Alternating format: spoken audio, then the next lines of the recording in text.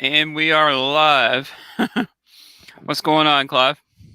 Oh, not much. Actually, just trying to get some stuff done at work. So Nice. Just about to try to leave the office then. What's going on, Clyve? I just left. Okay, I got you. Yeah, I'm just relaxing in the house. Like I said, just a little bored. Don't really have a topic to talk about this evening, but just figure we get on, say hey to anybody that wants to join. So. I see. I see. You know what's funny though? What's that? Okay. What's going on, man? He's actually got a really sweet collection. I don't know if you watch any of his videos or not. What does he have? He's got a few. I think how many? What all watches you got him in? You've got like a UN. I think you got. Didn't you just get an Octafissimo? I thought I saw one of his videos. But yeah, I might have to hold it. Looks like something worked. You're good. But yeah, I hope I clear a 1K today. I mean, it's been. I was just talking to Clyve about that. That was surprising. Like a couple days ago, I looked at it and it was like 856, and then all of a sudden it's like 975. Like I've never really seen that big of a jump. There's Design Atelier. Now, I will leave a link here, guys, by the way, if anybody wants to join in. Of course, you guys know the rules. Keep it simple. No nudity or anything like that, like on what happened on Clyve's stream there. Yeah, that was unfortunate. I'm just sad my mother wasn't there to enjoy it. Yeah. Yeah, maybe they confused it with the new Archie Luxury LGBT, group. Okay. I was wondering why, because I had talked to Rob. I guess Rob must have given me a shout out. I'll have to give him the thanks there. You know Random Rob, right? Clyve? Yes, I do. Of course, Hands is saying no. You know what picks. Yeah. Exactly. We do not want to see your cucumber, or in my case, your okra. Okra comes in all sorts of shapes and sizes, so we'll just. He said he's Design Atelier said he's with the kids, so he appreciates the wholesome language. Right. So here we don't really cuss. Try not to cuss, anyways. Creeping rigorous honesty. Well, we don't. Well, we try not to cuss. We occasionally try not to. Every once in a while, we can't help it, but we try not to. Yeah. Well, and again, I kind of think sometimes I think cursing is just an unimaginative mind. Mm-hmm. I think it's possible to really insult someone without using a single curse word. There's more articulate ways, so to say, right? Yes, exactly. So yeah, I thought I was going to be having a trial on Monday, and I'm not. Yay! Phew, there goes my weekend. I get my weekend back. So you got to do a lot of preparation for the trial then, if you have one on Monday, huh? Oh yeah, you just don't walk in and say, "Hey, what's up?" Oh, yeah, of course. You don't wing it like I usually do. No. I got friends there too. A lot of my good friends that I hang out with, they're all teachers. So I get what you're saying. A lot of them are constantly still working, even when they're not working. Exactly. Hey, there's Blue Shirt Buddha. What's going on, Bruce? Tennessee Mike. What's up, Mike? How's it going, buddy? What you guys all wearing tonight? I'm wearing the, of course you can't see it, but I'm wearing the Seamaster, of course. What you wearing, Clyve? I'm wearing something I can't really disclose. I'm not at a point to disclose right now, but divisive. There goes man. What's going on, man? Hey. How you doing, bud? Not much. Thanks for the invite. Appreciate it, man. Appreciate you coming on. I said just kind of hanging out at the house for reasons I won't get into here, but yeah, just kind of bored. Figured to have a live stream. Invite a few people on. Now, I can tell he has a professional mic, but no curtains. So obviously this is a professional watch review channel. I had he knows what he's talking about. I had two tabs open, so I had an echo for a minute. Sorry, I can hear you now. I'm Clyve. How you doing? Clyve, good. How are you doing? Oh, not too bad. I'm occasionally an Archie. Well, way too much on Archie Luxury, unfortunately. I just figured out where Archie's live stream was. I didn't realize it was on a different channel than his other channels. Yeah, it's on the Archie Luxury Corpulent channel. I've seen you, Clyve, on Bill Sanders' Watch Art Side podcast in the comments, and now that I know where Archie's channel is, I've checked it out a few times. Nice. Yeah. Now, actually, Bill and I spent a good chunk of Saturday going on some horological detective work, which I thought was interesting. What sort of detective work? Trying to figure out what movement was in a reference. Oh, did you figure it out in the end?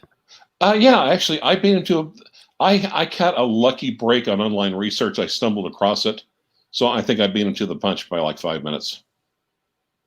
But yeah, it was kind of nice. Also, he figured out it was a Agenhor module in it, and then he contacted Jean-Marc's kids, and they confirmed. Cool.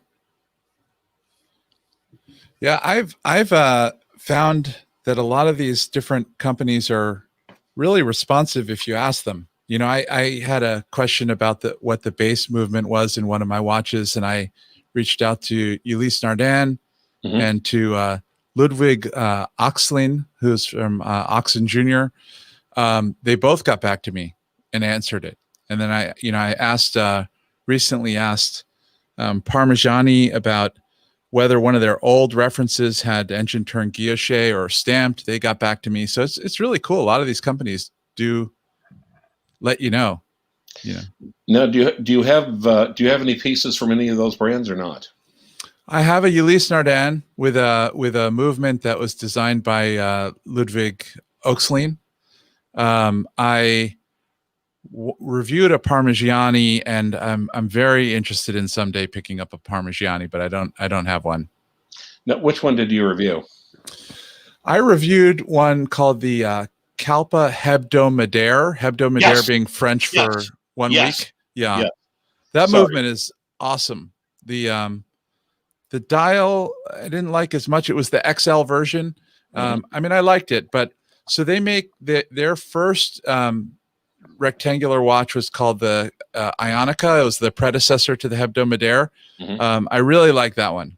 And so I'm kind of, I don't have the budget at the moment, but it's on my someday list.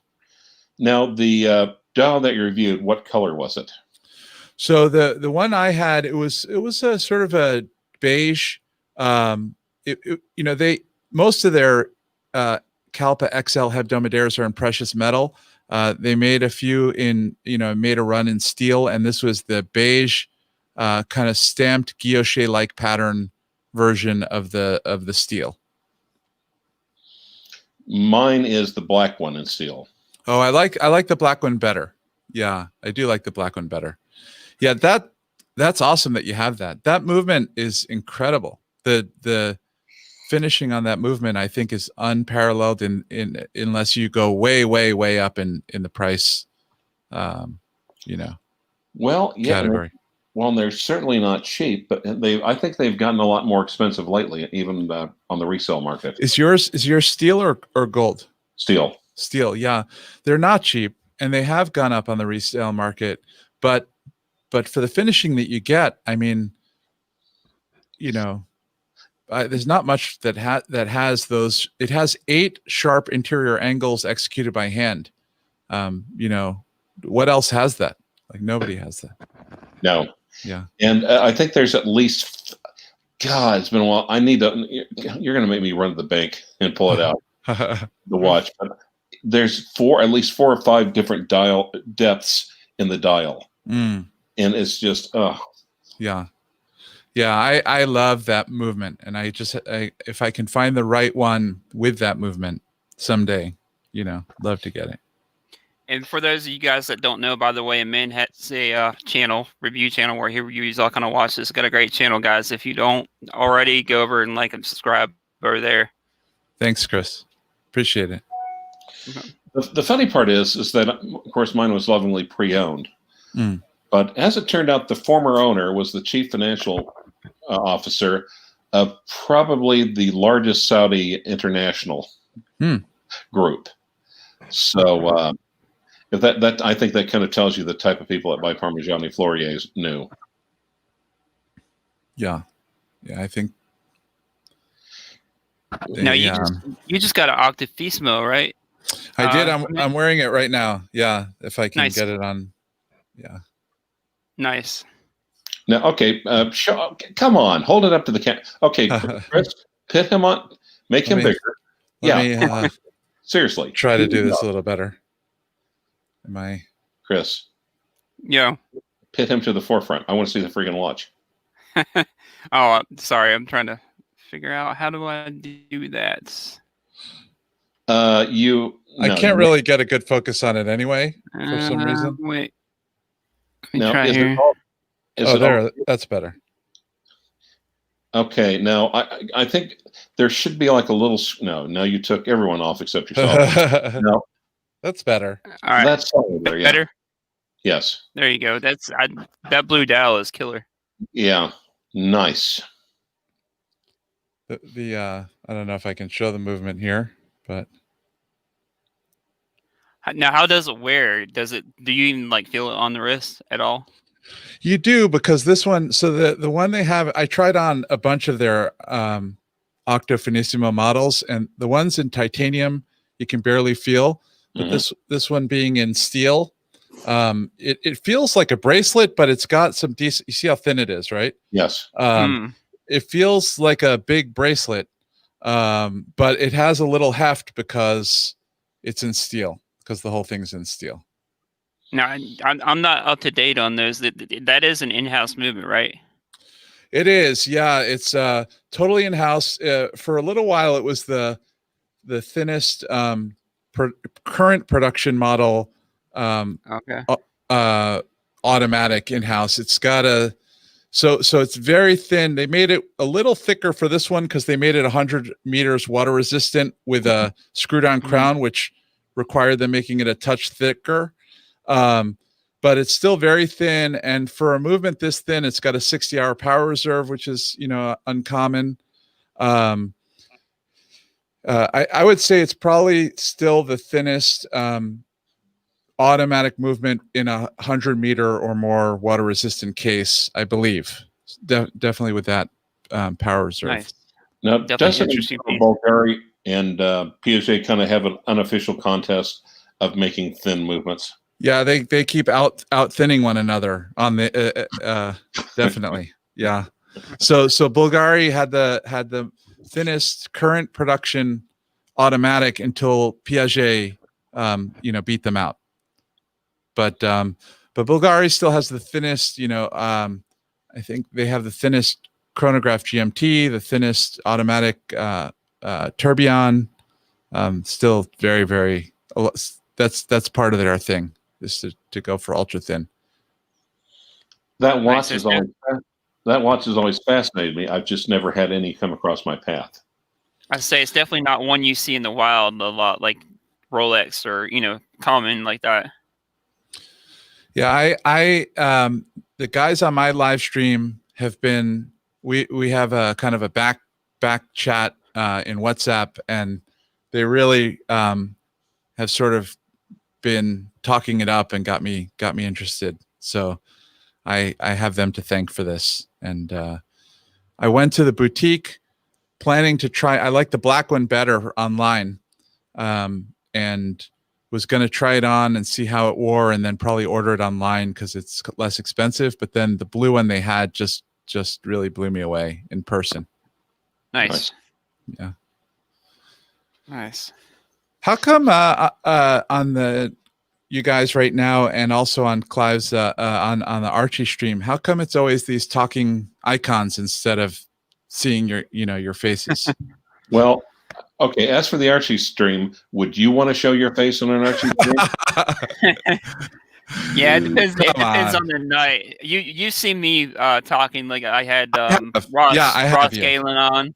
Yeah. Yeah, and I had Ross Galen on the other night, and I had Usually I can see you, John Chris. Phil the week before. Yeah, Yeah. yeah. Usually I Usually see me you, and Chris. Clyve, we just kind of BS and kind of Oh, okay. low key.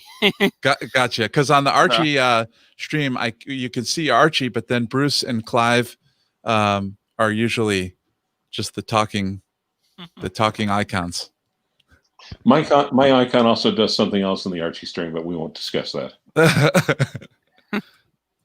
I prefer to think of it as editorial commentary. Got it. So, what other watches do you have in your collection? Just out of curiosity.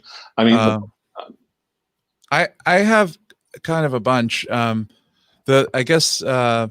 I have a Moser Endeavor, just the no date.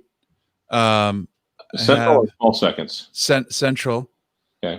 Hand winding, right. And then Breguet Marine 5817 in steel. I have an Omega Aquaterra, Ulysse Nardin Perpetual Calendar, Ludwig, Titanium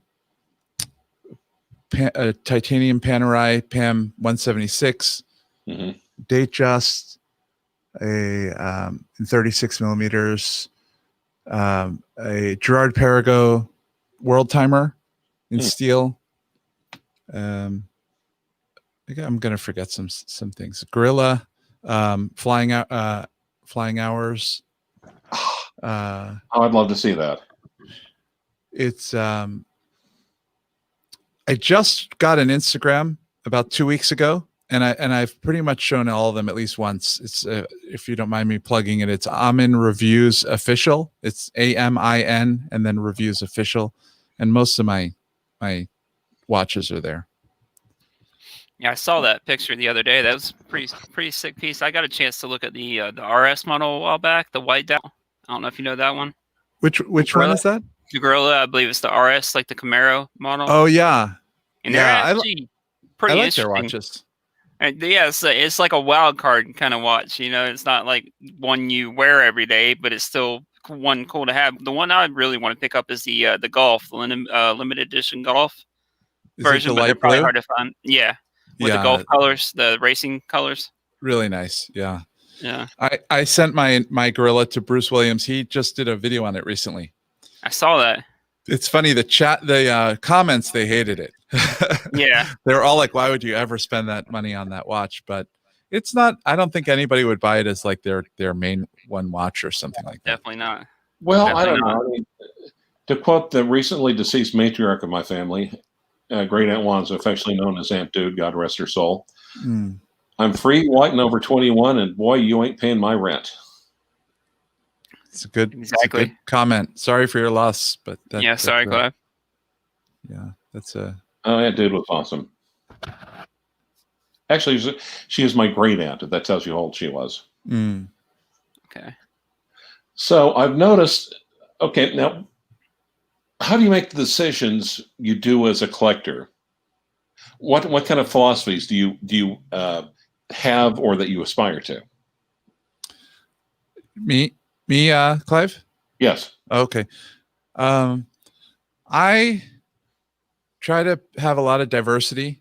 So I've been doing just one watch per brand, trying not to have any two watches with the same movement.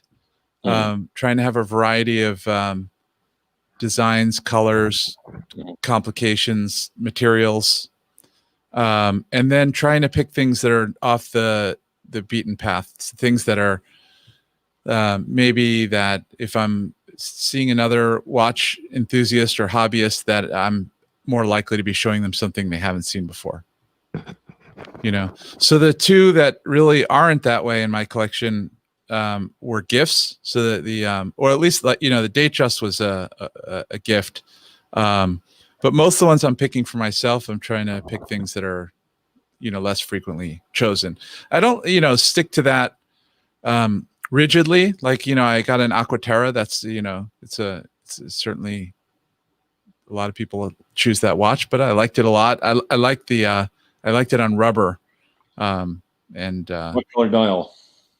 it's the two-tone in Sedna gold 41 millimeter on black rubber strap with a deployant.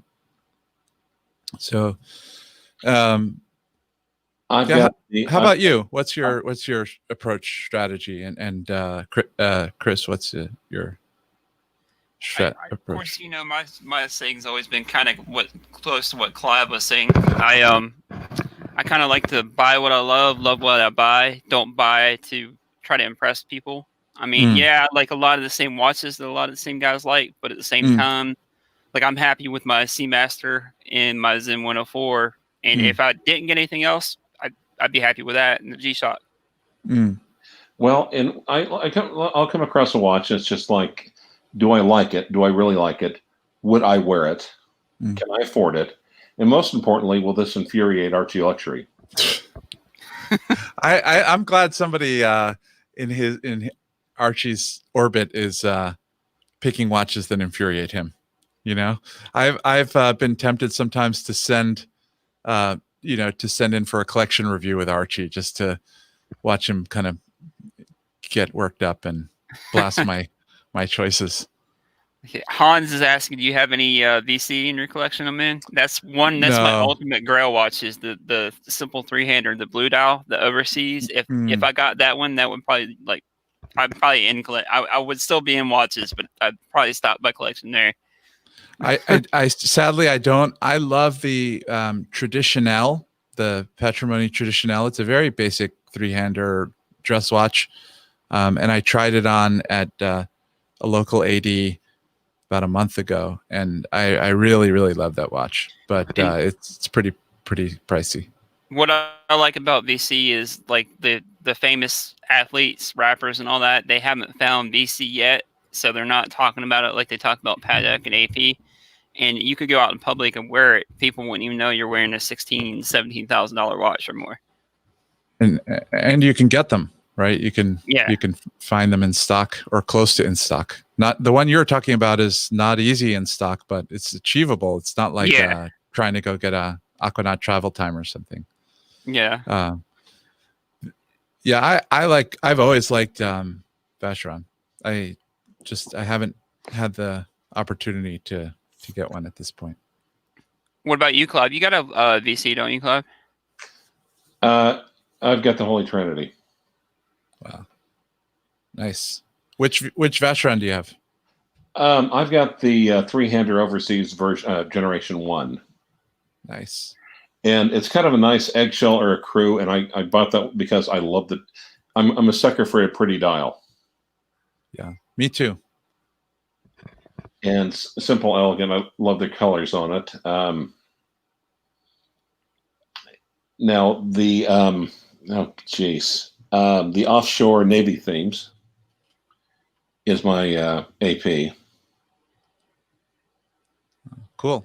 And simply because, and it's the most garish, big, bold over the watch. When you see the kids walking around these big, oversized luxury watches, you realize, oh, I see. They're trying to copy this. And it doesn't look that garish. I mean, it does with the bracelet. Does it? Oh yeah. It's the furthest thing from your Vacheron, right? Yeah, and I've got the 5066 for Patek Philippe. So, which one is that, Clyve? I'm not so super familiar with their. It's the mid-size Aquanaut in steel. Oh, nice. Yeah. Also on rubber, also white gold deployant, but and the thing is, this of course Archie makes fun of my 36 millimeter Patek, and he has like 5 or 6. But the thing is, with the simple 3-hander, it's quite legible, and it actually serves quite well as a dress watch, in my opinion. It's just, and that's kind of under the radar one too, isn't it? Yeah, but also, and one of the things I enjoy really taunting Archie with is, hey Archie, do you see my Aquanaut? Do you see the patina? Patina. Not Patek patina, the most exclusive patina in the world, Archie. Does yours have Patek patina? No. I never really thought I liked the Aquanaut from pictures until my brother got one, and after I held it, I really like it. Yeah. You know, I really didn't get it from sometimes it doesn't translate on screen. Well, and I always looked at the Hulk and thought, but there's a few other people, really good people, awesome collectors, and when they said you have to lay eyes on it for it to really get it, I kind of took them I took their word at it, and I will continue to take their word at it because there's no effing way I'll get anywhere near one now. Yeah, I know Bruce Williams still has his as of now.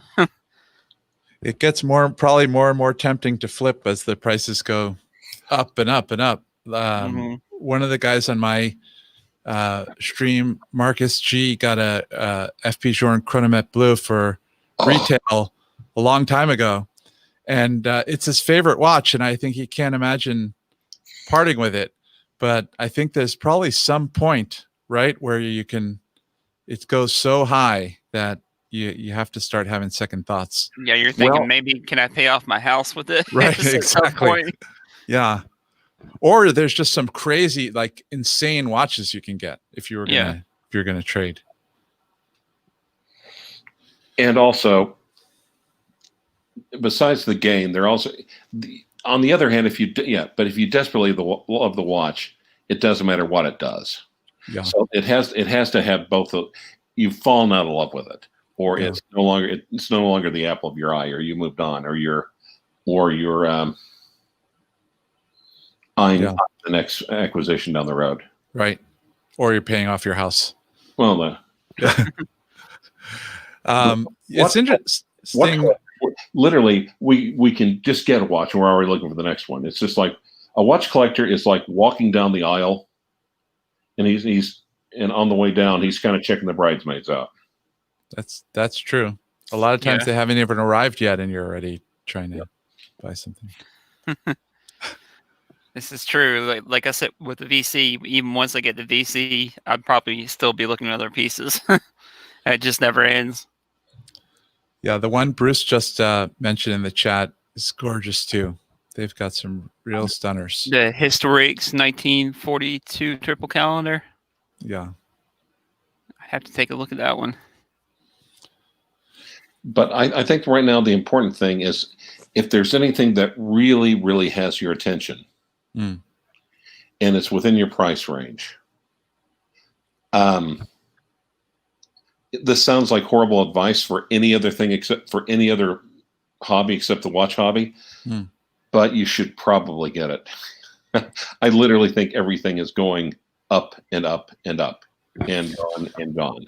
The problem with that advice is there's so many, at least for me, there's so many watches I like and I want. And so there's got to be a limit somewhere besides just being broke, you know?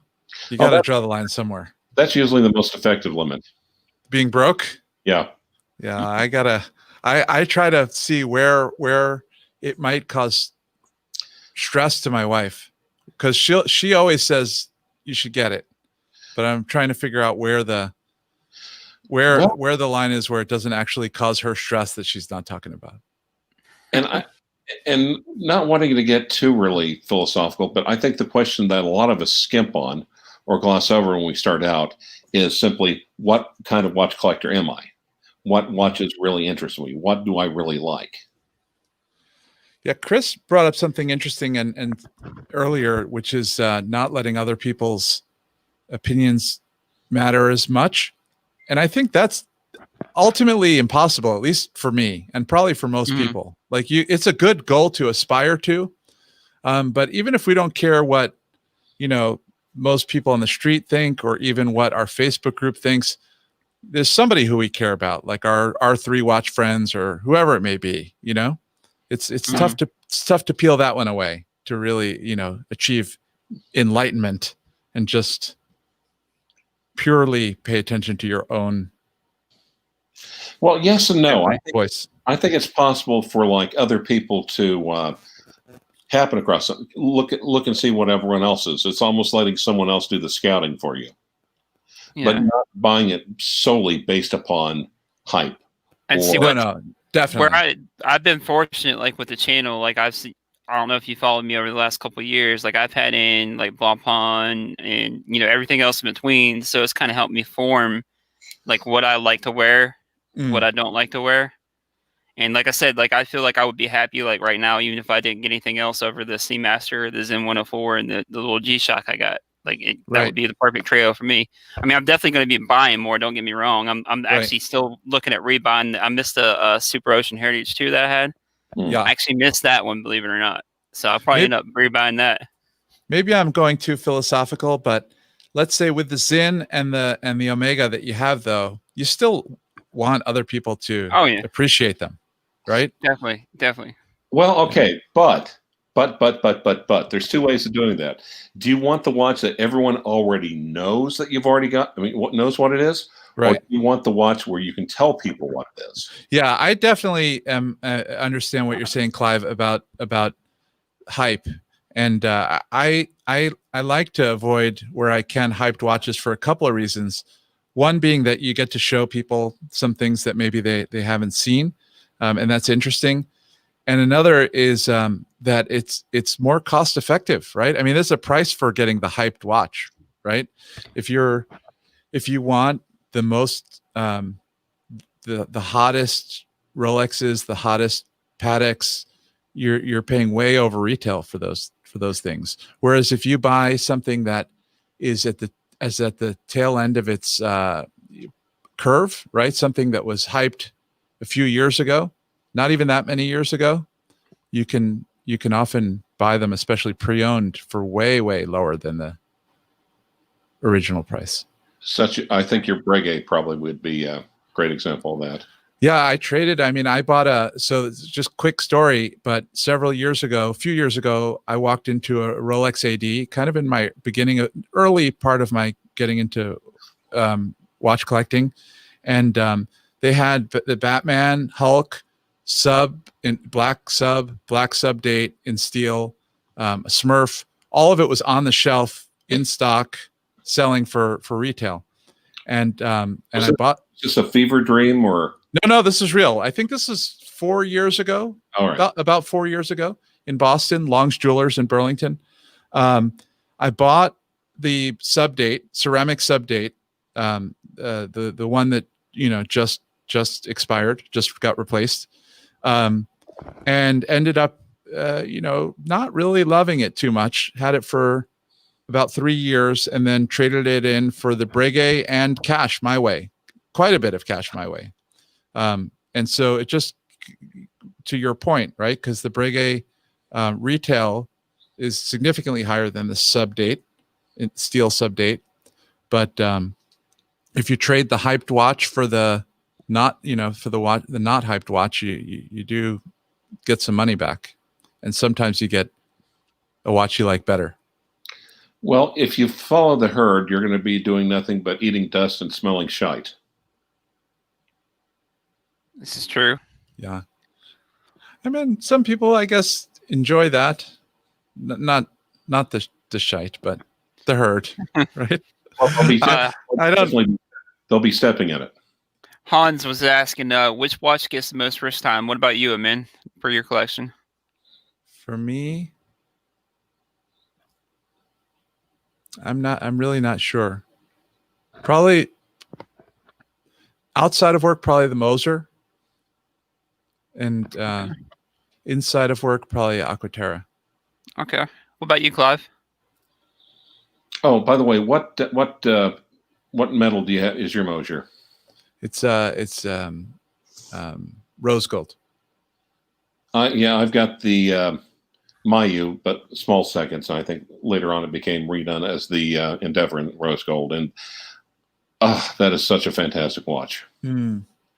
I've got the older one with an opaline dial, so it's before they went fume or anything like that. Beautiful. Yeah. That's boy. I tell you what. Probably the one my heart yearns towards the most is the 806 1959 Navitimer reissue. That's a nice one. Very nice. For me, I'd have to say the Seamaster. Just I grew up with Pierce Brosnan as my Bond, if that tells you my age. I grew up with him as my Bond, and I got pretty much almost the same one he had in Die Another Day. So it's the automatic, the non-wave dial version. That's the one I have. The one that just got discontinued, I believe. What, this year, wasn't it? Very cool. Yeah. Is that black or blue? Did you say Blue dial? Blue dial. Yeah, it's a beautiful watch. And I actually think right now, I think Seamasters are probably some of the best values around in sports watches. I agree. Because that's another one you can actually go in and actually buy at the boutique, and they actually have in stock. You may not have the color you want specifically, but they can order it. But I know when I went to the Omega boutique, it's been a couple of months ago when I was in Philly, they had a good selection then. So, and the Design Atelier is saying, here's a question. How do you set your grail? A watch that you can realistically buy. It's just a challenge or to get a watch or that is unattainable, or is money no object thing? For me personally, like my grail is something I feel like is achievable. Like, of course I work for a living. So, I mean, I'm on a budget. Of course, I've always been transparent with my, channel. But I feel like ultimately, like I said, the VC overseas with some saving and maybe selling off some watches that might be hard to let go at one point, like the Seamaster and everything, I could probably achieve it. What about you guys? I don't think I know what my grail is until I see it. I have to fall in love with it. To me, there has to be an emotional reaction. It has to be both, because if I just do nothing and just check out, well, let's see, this one has the most collectability, this one has the lowest production numbers, this one has the best movement, and there's no emotional attachment to it, I'll get tired of it easily. It's like a loveless marriage in Connecticut. On the other hand, if it's all emotionally based, if you don't do any research into check out the watch, the movement, the brand, and everything else, then it's all excitement that quickly can turn painful. It's like taking a stripper home. For me, I think of a grail as something that would be almost impossible for me, and I don't spend too much time pining for or trying to get to those. So something like a Kari Voutilainen Vinct 8 or a De Bethune DB28, like, I love those, but I don't sit around like lusting for them. They're just it's just an unrealistic thing for my, life. And then the ones which I do think about, they're, I've kind of one by one, those become the watches that I get. So I don't have any, thanks, Bruce. Yeah, I don't have any huge, I can't see myself working towards a watch for, years and years. They're just, the watches don't mean that much to me. But, at one point in time, the Rolex Pepsi was a grail, and I ended up getting it. Lenga 1 was kind of, not a grail, but a goal. The Lenga 1 was a goal, but then by the time I got to a point where maybe I could get it, I didn't want it anymore. So it's just kind of, that's how I think about it. What's going on, Jorge? How you doing, bud? And Neo's checking in. What's going on, Neo? But yeah, that's definitely one way to look at it too. Like I said, I feel like the VC is not one that I kind of like have to have right now. It's just something, like on the radar for the future. Like, I want to experience stuff along the way. One of the ones that if I had a goal right now, it's the Arnold and Son DSTB. It's a dead second true beat, where the dead seconds mechanism is all visible on the dial side, or dial side true beat. I don't know what DSTB stands for, but so that's one I like a lot. So you're DTF with the DSTV. I don't know what's DTF. Figure it out. All right. This is slow. We can't say the language. It's down to. Yes. Okay. Yeah. But Yeah, that's cool. Have you gotten a hold of Ross? Because he actually sells the Arnold and Sons. Yeah, after your show with him the other day, I messaged him on through Facebook to just touch base with him about that. So that was very cool. I like that your stream with him a lot. Thanks, I appreciate it. It was cool having him Yeah. on. Like I said, me and him Yeah. been pretty cool buddies for a couple years now. Yeah. Neo or Hans is asking if I still had my Smiths. Was actually lent in from my buddy Jorge that's in the chat. That's not mine. I thought about buying one, unfortunately, but I hadn't gotten one yet. The Smiths Everest that I reviewed a while back. That was lent in by Jorge here in the chat. Right. Cool. And then Neo's saying I need to stop buying watches and save for the Explorer. Now, and Chris, I want to be careful here because I want to make sure I'm not attempting to do to your dreams what I normally do to Archie's live stream.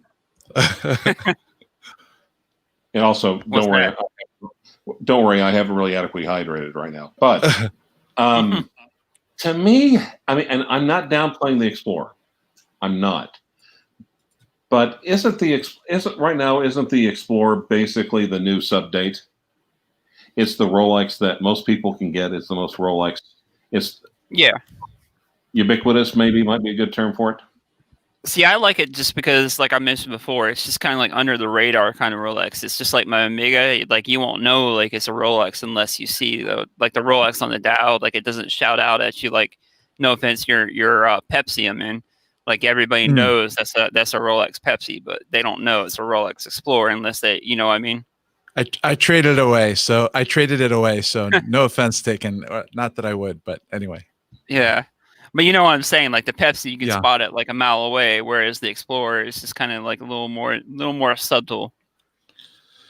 You know, I was talking about this with another watch friend today that I feel like reserved or subtle watches sometimes I'm moving away from those.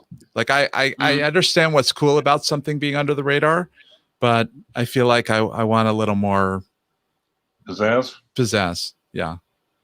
Gotcha. Like almost the whole JLC catalog, besides the crazy stuff, I definitely want to get a JLC. is a little more restrained than I am, you know. Yeah. I had pulled the trigger on the which one was it? The JLC, the sector dial, but it was taking forever to come in, and I ended up canceling the buying it, and I got the Breitling instead because I figured it was kind of more my style. Because I'm not a big like dress watch kind of guy. That's a good example. That's one I wish I would have gotten. I had that watch and I traded it away because it was too under the radar for me. Like I just didn't feel like there was enough to really look at there. I don't know. It's a beautiful design, but it's very restrained. Jorge says he's wearing the Smiths now.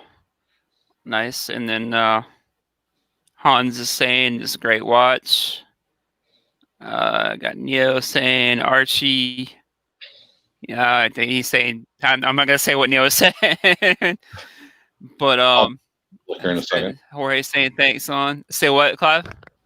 I'll definitely have to look at that here in a second. Yeah, Jorge is saying the Smiths is a real strap monster, which it is. And that 36 millimeter, actually, I never thought it would fit that well, but that 36 millimeter actually fits even my 7.5 inch wrist, decent size.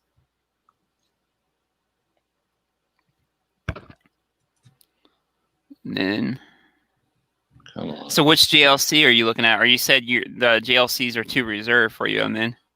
Yeah, I really don't see anything there that I really want.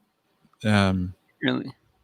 Yeah, I have. It's funny. I like the company. I have like I'd say I'm a fan of the brand in a way. I just have warm feelings for the brand. But none of their models right now are really design wise. They're not punchy enough for me. I feel weird saying that because I'm I understand that understated that there's something good about that, but maybe I just like a little more pizzazz, like. I would eventually like to at least take a look at a Reverso at some point. just to Yeah. see whether it would go. You know what I mean? Yeah, I do like the Reverso, and some of them, with the moon phase and big date, guilloche, sort of. Some of the Reversos are really nice looking. Well, guilloche dials are nice, but I'm trying to move beyond that. I'm kind of looking for something with a trebuchet dial.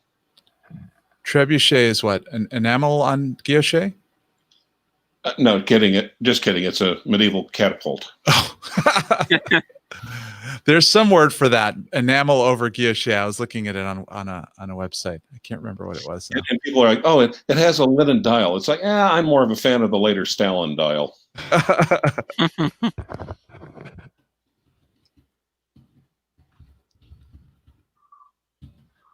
Bruce is saying the JLC Duometra. Yeah. I just tried that on at the same dealer where I tried on the Vacheron, and the movement is unbelievable. Just looking at the movement side of the Duomet is just gorgeous. Nice.